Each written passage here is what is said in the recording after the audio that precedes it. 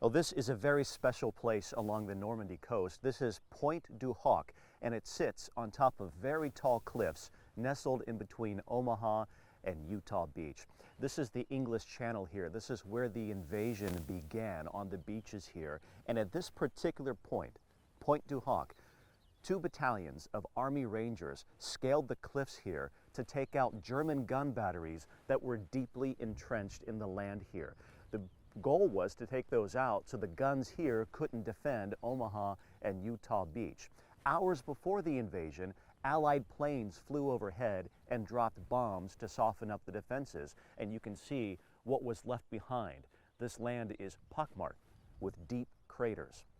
Now, while we were here, we ran into members of the Utah National Guard and other American troops here who are on deployment. They're helping out with the commemorations for the 80th anniversary of D-Day. And I'll tell you, American troops here in France, particularly this time of year, well, they're being treated like celebrities.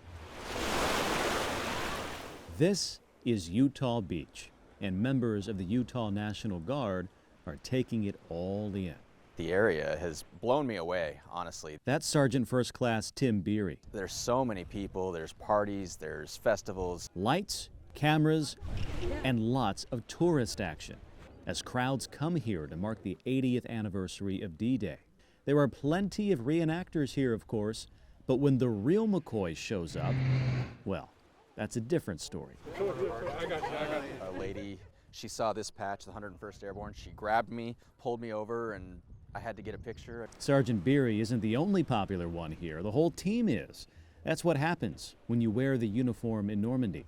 This unit is on a nearly year-long deployment to Europe. Hey, Solomon, Beery, let's go over here.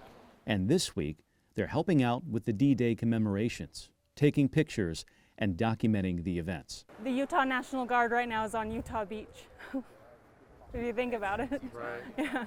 That's pretty cool. It's kind of cool.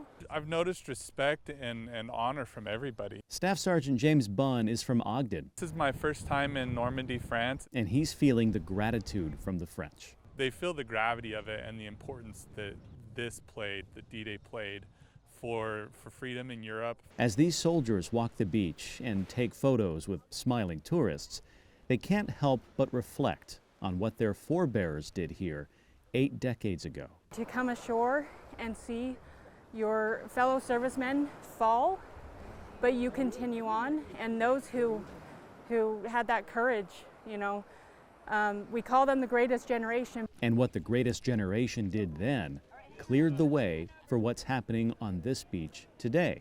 And the French won't let these soldiers from Utah forget it.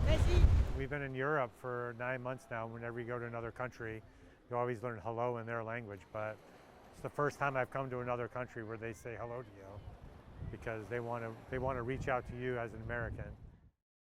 I think that gratitude caught those soldiers off guard a little bit. They weren't quite ready for that, but they see it as an opportunity to meet the locals, to meet the tourists, interact with them, and help spread the story of what happened here 80 years ago on D-Day. The ceremonies are wrapping up right now. People are beginning to head home, but what a moment as the world remembered that very important day in world history.